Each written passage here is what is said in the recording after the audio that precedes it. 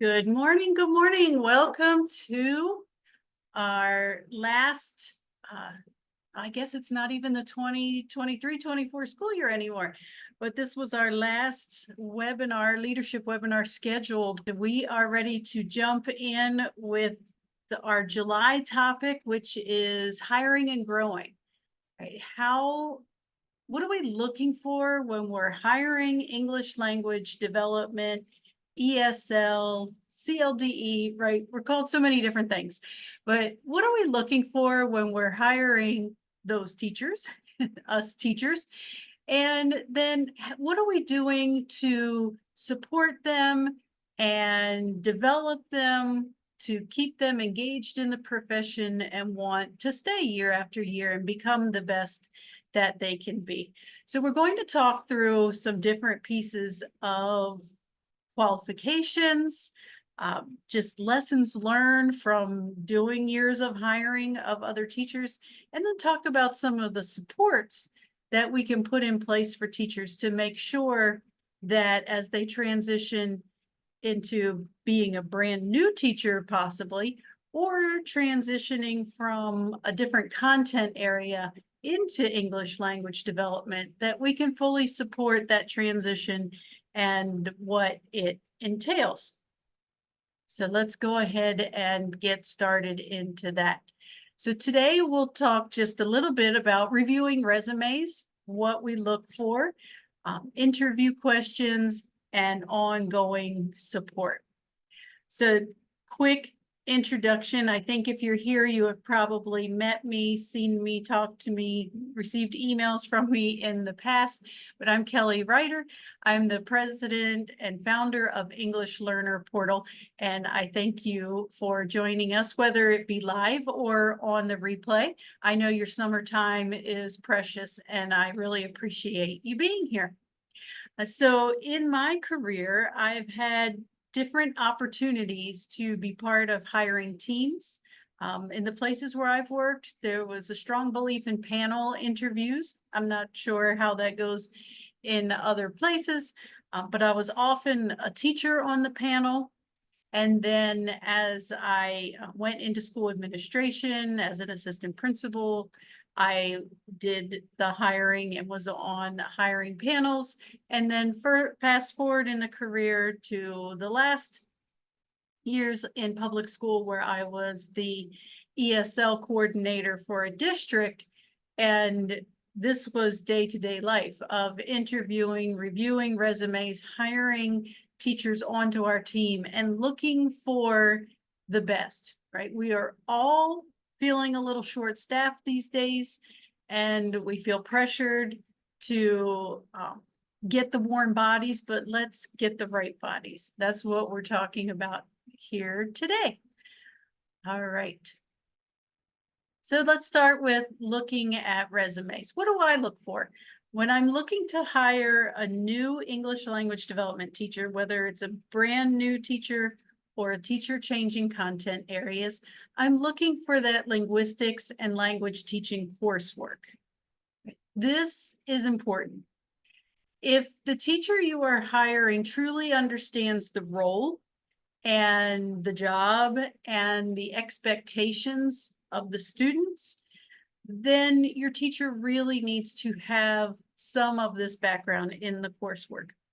Now, of course, I've met teachers over the years who did not have the coursework background, but just had great intuition and were language learners themselves and really got it. So you're going to want to listen for both of those or look for both of those, but I would lean toward those with coursework before I would consider those without. That's just my personal opinion.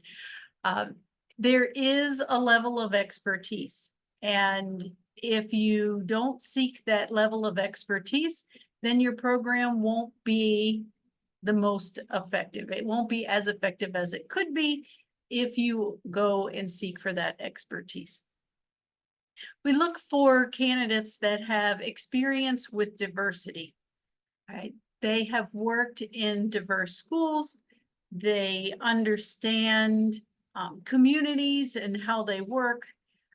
They understand the socioeconomic level and community of the students that they'll be teaching, that they have experiences in those communities.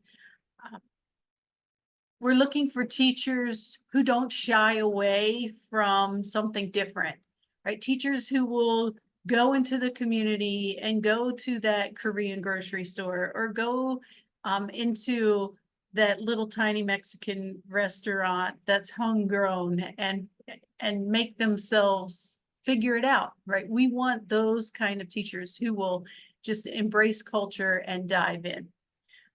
We want teachers who won't shy away from that parent communication. That's where we sometimes see a bump in the road, where we have teachers who are very dedicated to their students, but they're nervous about cross-cultural communication with adults. So we want to look for experiences in those places as well.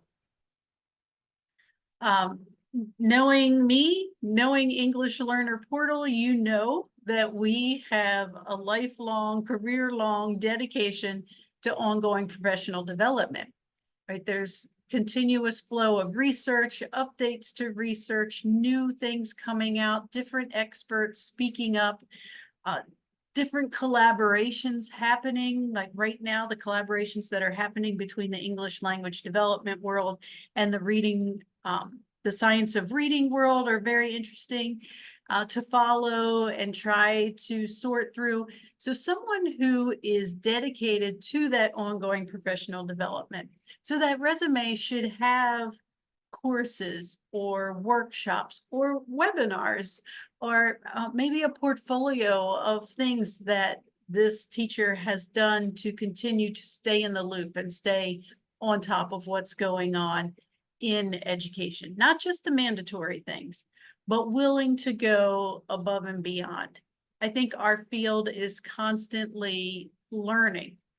There's not a lot of research in the area of English language development and literacy, of literacy with multilingual learners. So a lot of this is still coming to be, and we want to make sure that who we're talking to has an interest on staying on top of all of that and staying engaged and continuously improving their craft.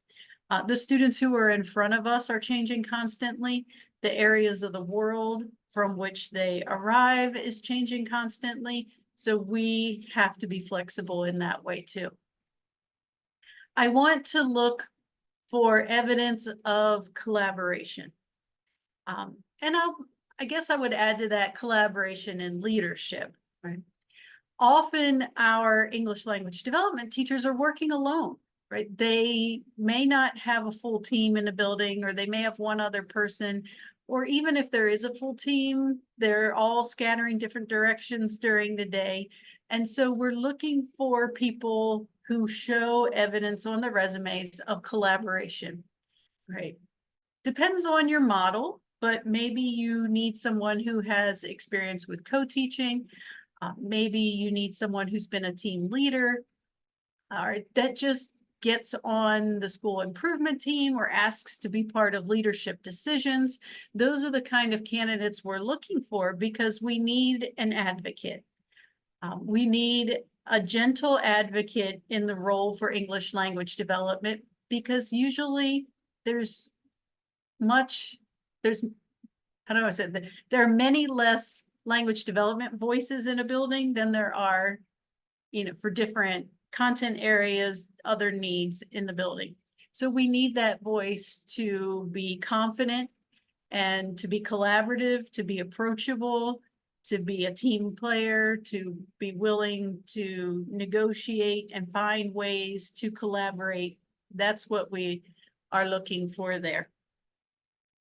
And what has come about more recently, it's always been a need, but has really become more of a focus now with the Science of Reading push and all of the reading initiatives that are going on across the country, is that our English language development teachers need to have an understanding of literacy development. This is sometimes difficult because our teacher training programs, our university programs, usually only focus on that emergent literacy if you're going to be teaching the primary grades, like that pre-K through second grade. Those are the teachers who have had lots of training and coursework in how to teach students to read. What we need are teachers from grades 3 through 12 who understand how to teach students to read as well. And so we're often asking teachers to take a stretch, because usually by grade 3, we're switching to read to learn instead of learn to read. But we have students coming in with interrupted education that don't have a fully developed first language literacy. And we have to know how to dip back into those primary literacy development skills and strategies, no matter what grade we're teaching when it comes to English language development. Okay. So looking for that kind of information on the resume. Okay. Not included on my slide, but just popped in my mind, are also teachers with cross experience in special education. We have a lot of concern across the country right now of the over-identification of bilingual students, multilingual students for special education. We have one or of two things going on. Either we are over-identifying multilingual students, or we are under-identifying because we are waiting and holding and wondering if we should move forward. And so students who do need to work through that process aren't being put into the process. So looking for someone with some reading specialist background or special education background would be wonderful also. I always tell teachers when we're working in our Praxis preparation cohort to help them get certified, or working with content teachers in workshops, that go ahead and get those other certifications and show that you have some depth and breadth to your experiences, because that will put you above other candidates easily. Right, so what kind of questions do we ask? Right, and I am putting this together to be one of our webinar handouts. So you'll get this list of interview questions when you get the email with the replay for this webinar. But what kinds of questions do we ask to get to the heart of an English language development teacher that we want on our team, who is, of course, dedicated to students, who is comfortable and dedicated to parents and families, who is an expert in their field, and who can lead others to becoming experts in the field? That's a key piece right now too, is that we are often understaffed when it comes to English language development teams and teachers, whether it be not enough qualified candidates, or the budget is always trying to catch up with the enrollment. We've all lived with that going on, that phenomenon. And we need teachers who are comfortable being peer mentors, peer coaches, and helping to spread the information and knowledge for our students. So what kinds of things do we ask? Of course, going back to the resume section, what coursework have you taken related to language acquisition and multilingual learners? I want to know that this candidate takes learning seriously, right? If you want to be in this role, what are you doing to prepare yourself for it? What is your background here? A crucial piece: how would you incorporate both English language development and content standards into your instruction? All teachers at this point in time should be cross-planning. Right? We've talked for a long time about how literacy needs to be in every lesson, and we're going to write across the curriculum. And we need to do language development across the curriculum as well. And we need, in our language development classes or groups, have whatever model we're using, how are we integrating our language development in real life scenarios and real content so that it has meaning for students, right? We don't want the days of grammar, drill and practice, and those kinds of things. They have their place.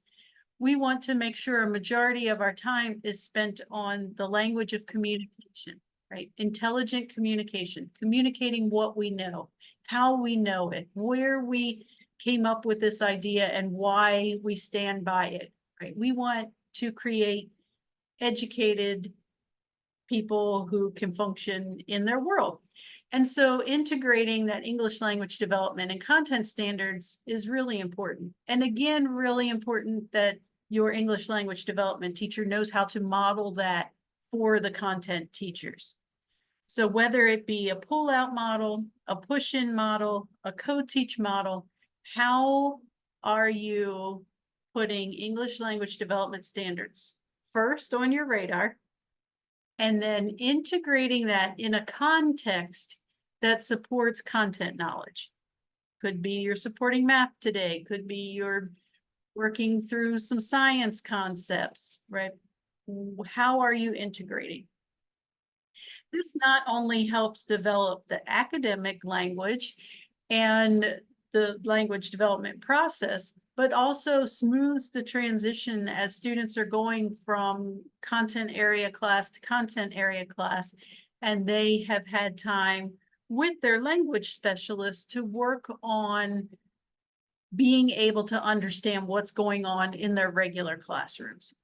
So how would you support that? Again, hitting on the question that goes back to what we look for in experience. How would you establish and maintain consistent communication with parents and families? And my key there that I would be looking for is consistent, right? Not just back to school night or big events, international dinner, but how on a regular basis are you establishing and maintaining consistent communication? And how are you supporting your content area colleagues to do the same? Right. What we see often in schools is the grade level teacher or the math teacher, science teacher reaching out to the English language development teacher and saying, hey, I'm having this concern about my student, and could you reach out to the parents and have a conversation, because it's not their comfort zone. So we want to make sure that whoever we're bringing into our team has strategies for reaching out, but also is willing to coach their colleagues in, I love that you want to communicate with this family. Let me do this with you so that you can build up your confidence as well. Right? Does this teacher candidate know what services are available in your district?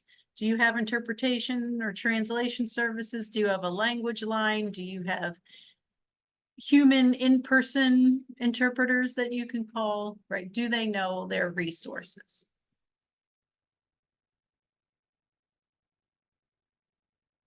This is, I think, probably my most important question in interviews. I had to stop and think about that for a minute, because it's hard to say what is the most important characteristic for an English language development teacher. But I think I'd put this one at the top of my list. At some point, I'm going to ask, why do you want to be in this role? Right? Why do you want to be an English language development teacher? And I'll be very honest about why I asked this question. If it's a teacher candidate who's coming straight from the university, I'm curious what experiences in their lifetime brought them to make this their first choice as a teacher, because not everyone even realizes that this role exists, right? I know it's been a while, but when I first graduated from University of Maryland and I started looking around, calling around, checking vacancies, and called my home district to say, do you hire ESL teachers? Do you have any openings? This is before everything was online, and they didn't know what that was. So if it's a new teacher, I want to know, how they found out about this field, how they got involved in it, what their personal experiences are, because it's likely that a lot of those life experiences that led them to becoming a language teacher first would be great experiences when they're working with students, right? To be able to relate to students. If I am in an interview with a teacher who's changing content areas, so let's say I have a third grade teacher who got her ESL certification, and now she wants to change areas from third grade or from elementary teaching into English language development, right? I am always happy to recruit everyone who wants to teach English language development because we need more experts.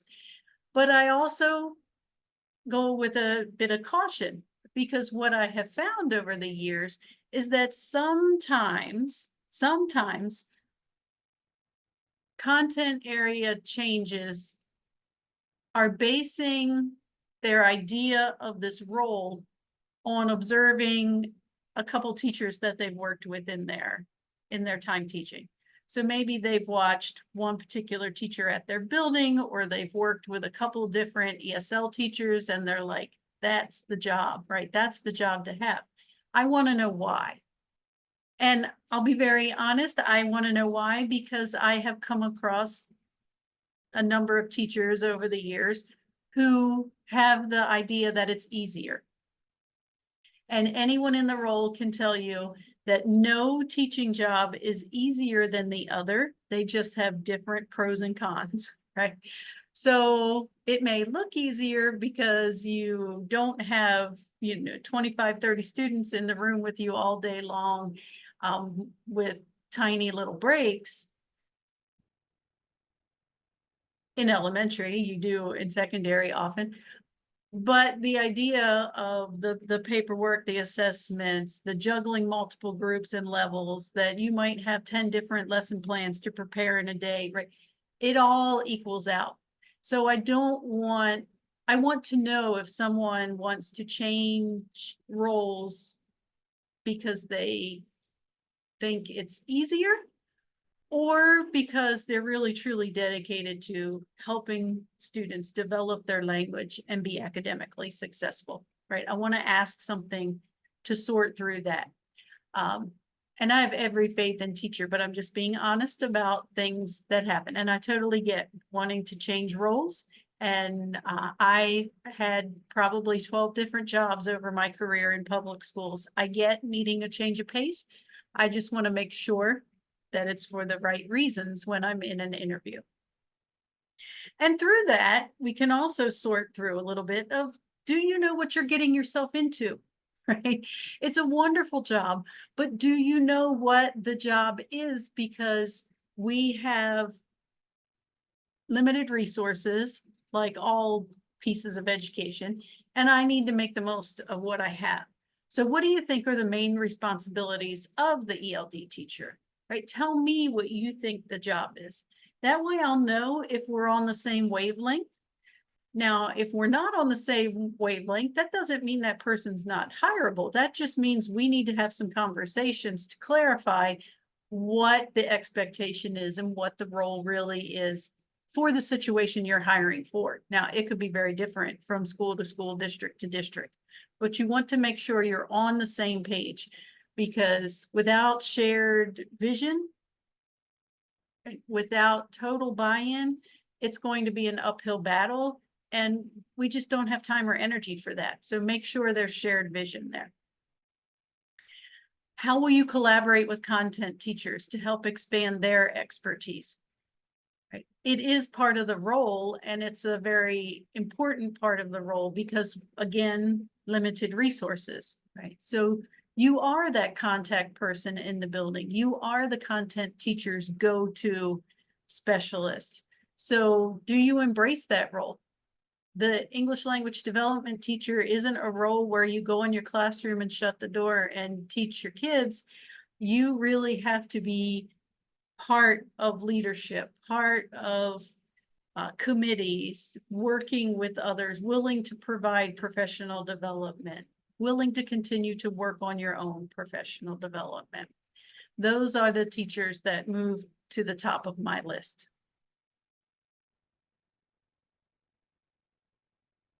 Okay. Then once we make decisions about who we're hiring, then we need to really think about the ongoing support that we provide these teachers, because if we are selecting the best candidates, we want to make sure they stay. We want to make sure they stay dedicated, stay engaged, stay energized with ongoing support. But before we dig into support, let me ask you in the chat box, what else do you look for? And what questions do you ask when you are hiring, or if you're on the teacher side, what do you want your leadership to look for and ask for when they're hiring your teammates and your colleagues? What do you think needs to be included? I'd love to add your ideas to my list. What interview questions would you ask, or do you ask? I'll pause for just a minute so I can let you add to the chat.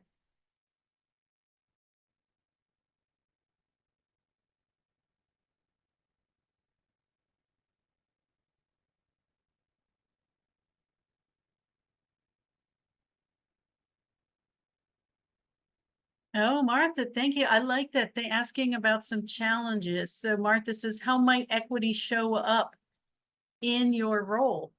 What might be some challenges? How have you overcome some of the challenges, right? Ongoing conversations about equity, right? I think that was kind of embedded in some of the questions, but really pinpointing it and calling it right out would be very helpful. Absolutely. This person is your spokesperson for your program, so you want to make sure that they know how to express those things.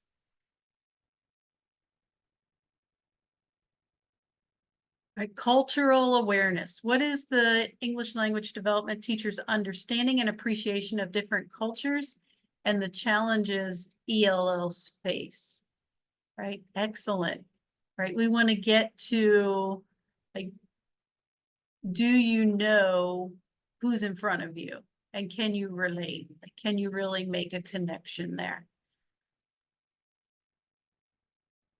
I'm thinking about that, what exactly I would ask to get to that, because I can think of interviews that I've been part of in the past where this stood out to me as a concern, where I might be interviewing a teacher who's switching from elementary and wants to move to ELD, and they've been teaching their entire career so far in a predominantly white, high socioeconomic school. And I do wonder, like, do you have experience with diversity? The community you're working in is not very diverse. What is your experience here? So thinking about how to word those questions to get to that. Now, of course, this person could be very invested in culture in every other part of their life. So we'd have to ask.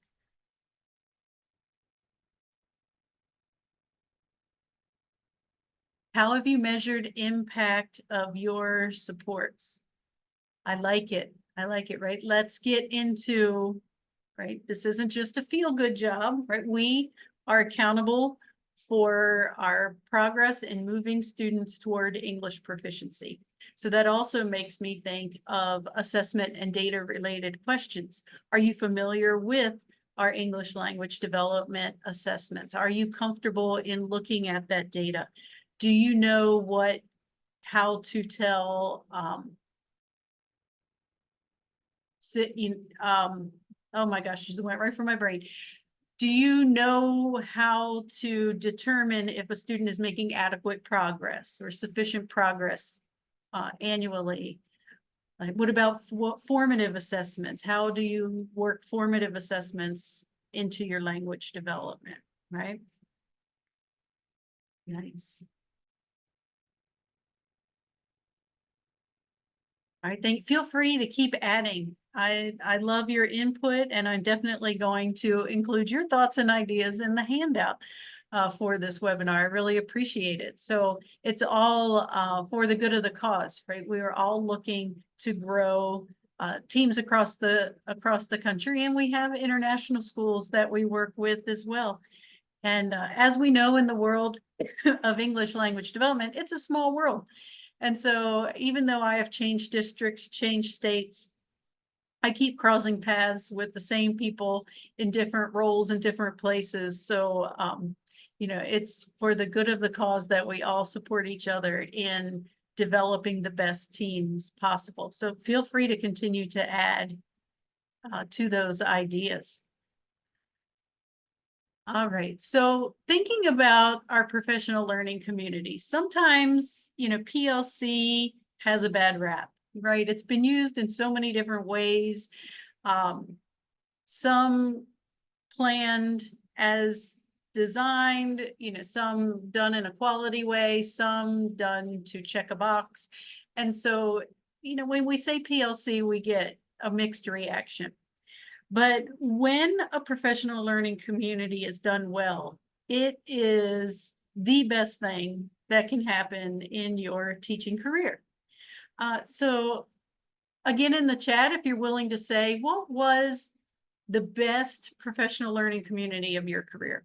And I don't necessarily mean like a specifically organized by administration you're assigned to this PLC, but collaborative group or support group that you felt was the best to work with in your career. And while you're adding your thoughts, I will tell you a little bit about mine. I can think of two examples from my career. I've worked with a lot of wonderful people, but every so often, the just perfect right blend of people come together at the right time, and it's the best place to work. So I can think of one example early in my career. I'd say in my first 5 years of teaching, that after the first year of being shuffled around as English language development teachers often are, until you earn your way into those full-time positions. Once I got into that one school for all day, every day in a full-time position, we had the best team, partly the English language development teachers, but what was most wonderful for me at that time was that it was a team of mixed specialties. So we were working in a multi-age school. We had kindergarten classrooms that were their own thing. And then all the other classrooms in the building were grades 1, 2, and 3 combined. I, as the English language development teacher, was assigned to a multi-age team. So yes, I had an English language development team that I shared an office with, but my team that I taught with every day were elementary teachers, right? First, second, and third grade. And I learned so much from them.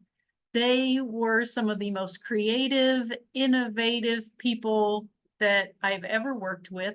The same for the principal. Of course, you know, from the top down, the principal was very innovative, obviously, with a multi-age school. Like, that was creative in that time. And we had to write our own curriculum. We did project-based learning before project-based learning was cool. We didn't know what that was called. We just knew that it engaged our students. This was a school that was, I would guess, 98% English learner at that time, right? Almost all Central American in the community, and it just fit, right? Everybody was positive. When you had a bad day, everybody got it and like kind of helped you through it, and then got you back on track and challenged you to find answers and do better and try this. It was perfect. Then I would say fast forward to my years as the English language development coordinator for a district in Maryland. And it just came together that we had, well, I'll say it just came together because yes, some of it is all the planets aligning and all the right people being in the right place at the right time, but it's also being really strategic and careful with your hiring. So we have to put that in there too. Finding like-minded people who had the same vision, who were dedicated to their work, who were creative, and between myself as the coordinator and the couple specialists that I worked with, it just worked so well, right? We have one person who was all about research and loved it and brought it back to us. The others of us who were like, oh, you know, we have to drag ourselves through that. But she kept us on top of that. We had one person who was organized about every detail and would formatted everything and did everything, just like held it all together for us. We have one person who could think of all the ideas and come up with these great plans and get us started and going. And so that it just all came together perfectly. Right. And what made it best in both of those situations is that we had leadership, a principal and a assistant superintendent in the second role, who fully supported our independence and our creativity and said, you do what you know is right, right? We had that trust. We had to check in, of course. We weren't just, you know, out there on our own. We had plenty of check-ins, but they highly encouraged our creativity and supported us in trying and fine-tuning everything that we did. So those are my experiences. I want to check in here for yours. That's Ed Campley Group. Educators from all over, awesome discussions, right? Actually, like bringing the same idea, all the different backgrounds come together to give you a great balance. Right. Perfect. Right. So as a leader thinking about, or as a team leader, as a teacher on your team, how can you lead to create that kind of environment for your team? Whether you're the leader of that team or a member of that team, you can still lead in your way to bring it together. I may go back to the chat box for a minute here. Okay, I love this. Martha is dedicated to putting these into question form here. Thank you so much. So Martha says, we talked about trying to get that cultural awareness question to come together. Can you describe a time when you successfully supported a multilingual learner who was facing cultural barriers in the classroom? What specific strategies did you employ to address their needs and foster a culturally? I love this question, Martha, because I can think immediately in my mind, I think of scenarios from when I was teaching, right? Of things that happened when I was teaching high school ESL, and the principal thought that all my boys from Puerto Rico and Dominican Republic were gang members for unknown reasons. And we had to deal with that. You know, different cross-cultural, a student I had from Iraq who other students, it was a military community. So there was some conflict with students saying, we don't want you here because your family fought against my family, you know, my military family. And we had to clear that up saying, no, you know, he is here because his family supported the US military and he had to leave his country because it was no longer safe. So I can think of lots of examples if someone is invested in this multilingual learner community that they will have great examples, right? And if you are brand new and you don't have that experience yet, we need to know how fast you can think on your feet and what would you do, right? This is going to happen. So what would you do? Excellent. Thank you so much for adding to that. I really appreciate it. All right. So what makes the best PLC, right? Shared beliefs. We have shared beliefs, similar work ethic, timely and problem solving, right? That we're not going to dwell on things forever. Like I said, if this comes up, we need a conversation now. We need to nip this, right? Let's get on it.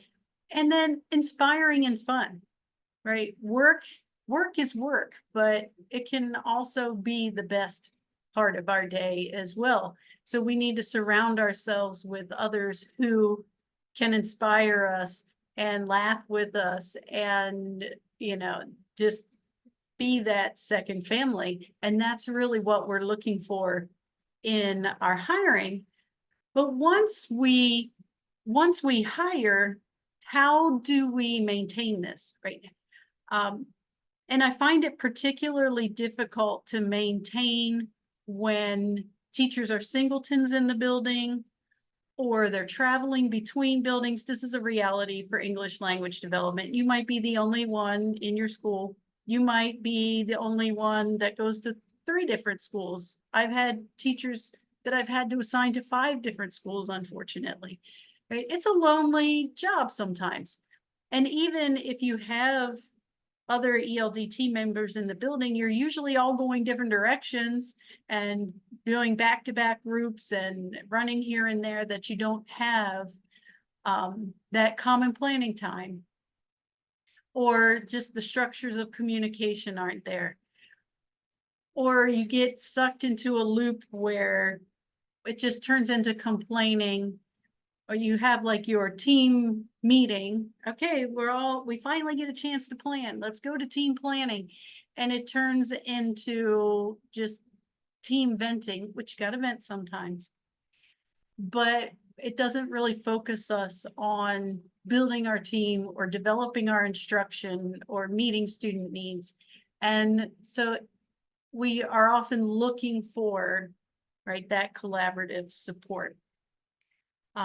Exactly. Martha says we're looking for that safe place for diverse perspectives and all voices are heard and considered, right? We need that space as teachers. We need that. And hopefully we find it by hiring the right people and putting the right mix together. There's all those personality inventories of how to build the perfect team. But I think gut instinct does a lot of that too. So tell me in the chat, what are some things that you have experienced, either that you've done as a leader or you've experienced as a teacher that your leaders have done to set you up with a professional learning community that is where all voices are heard and considered and have different perspectives? What structures have you seen in place?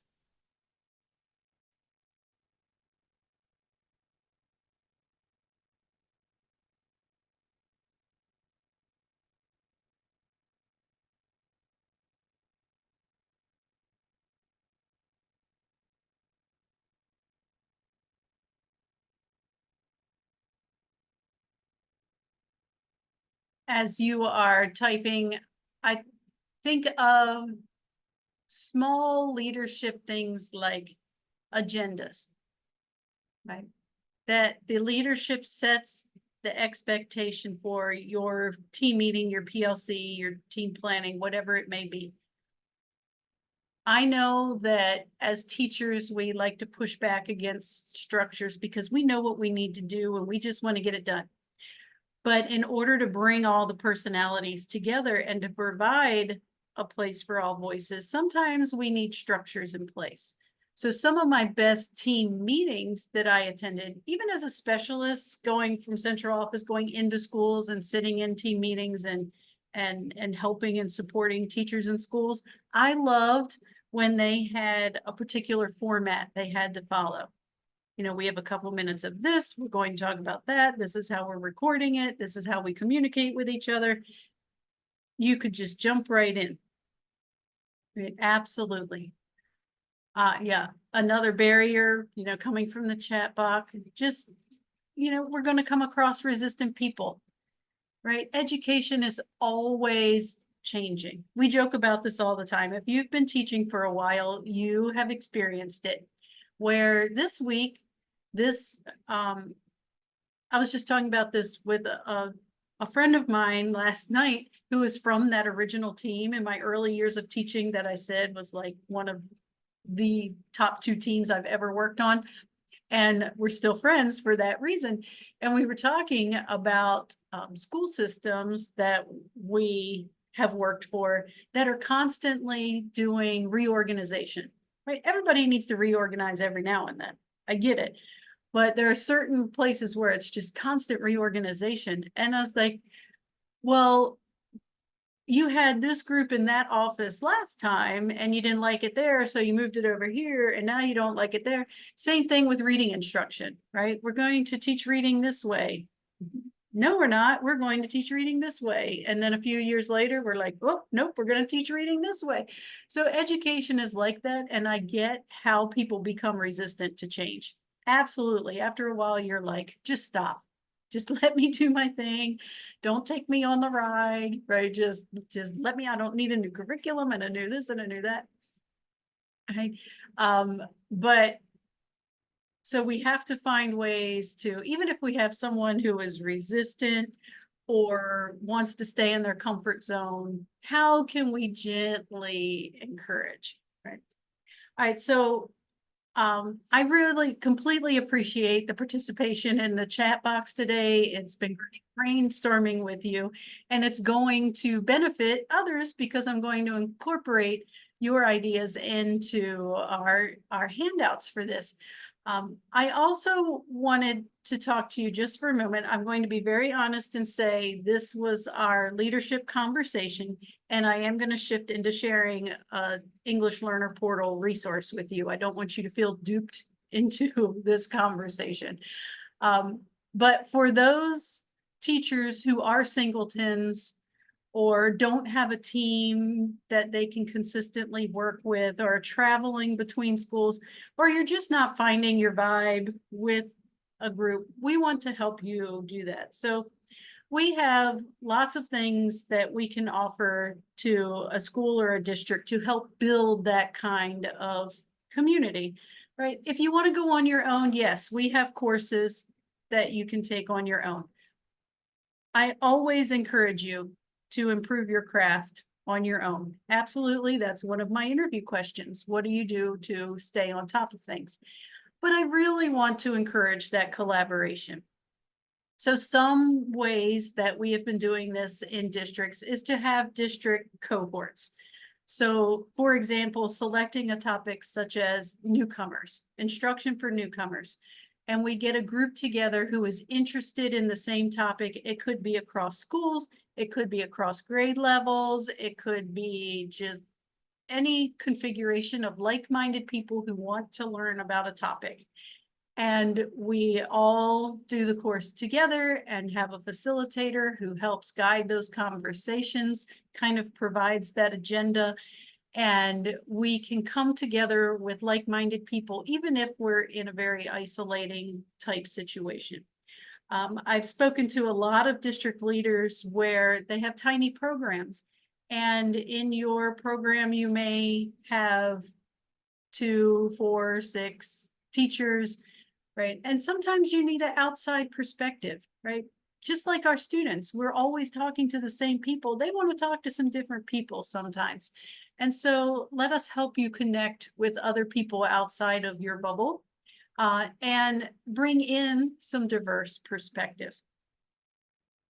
One thing that's new that we're starting in 24-25 is our curriculum cupboard memberships. We have 2 levels of membership in curriculum cupboard, and I'm super excited to get this going.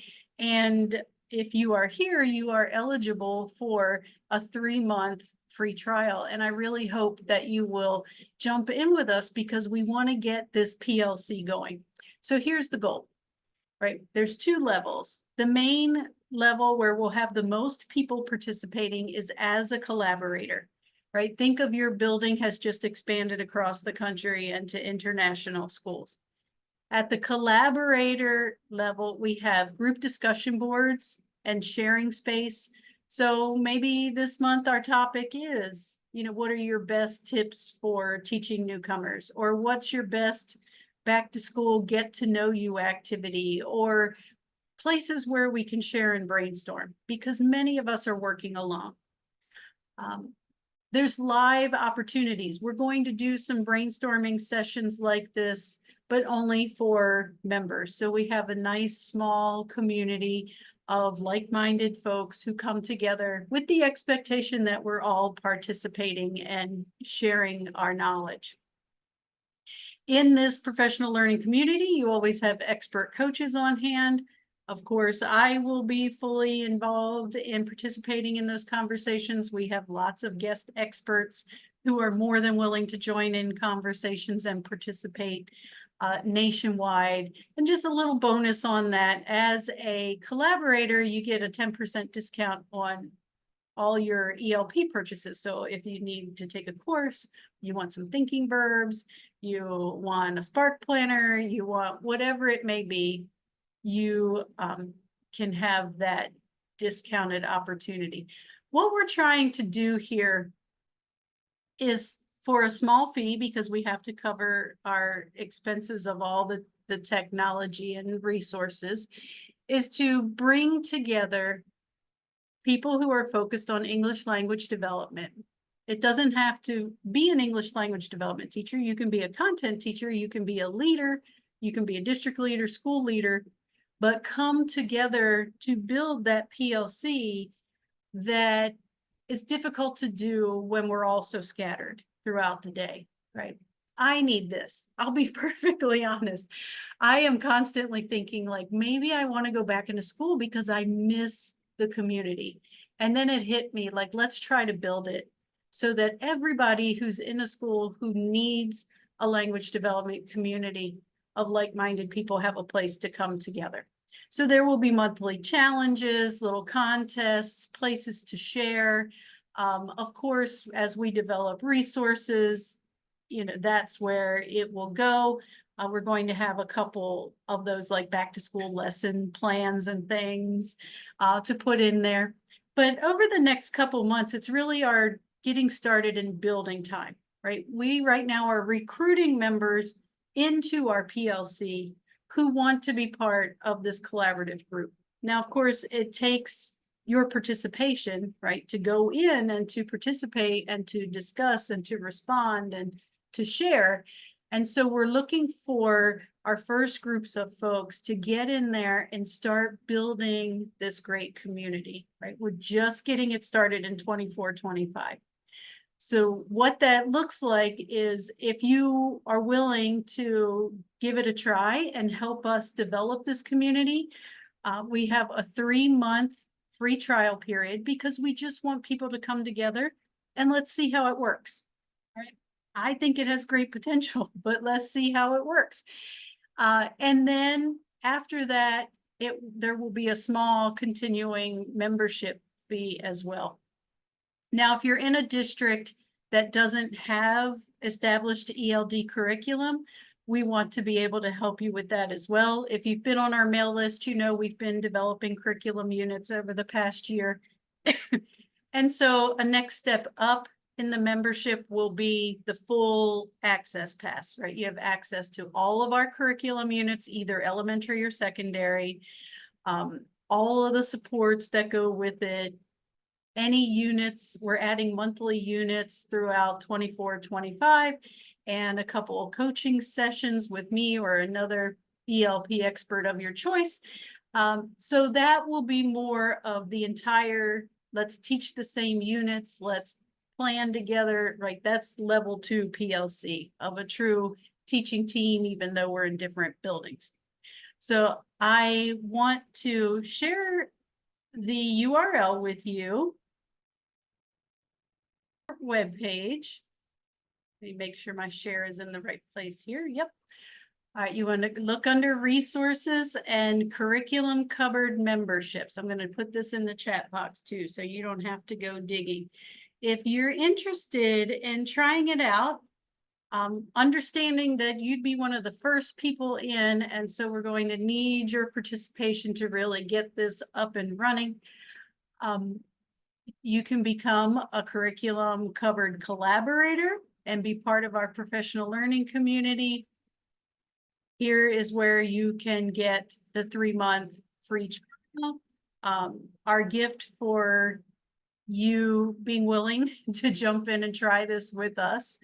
And then on this page, it also goes into what is included and then what is included in the platinum level membership that includes all the curriculum as well.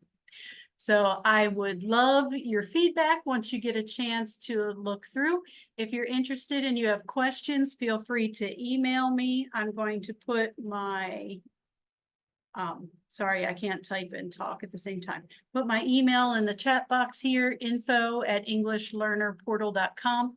If you want to get a group together that wants to join together, if you want help answering questions, whatever we can do, we're really excited to try to get this group up and running for the 24-25 school year.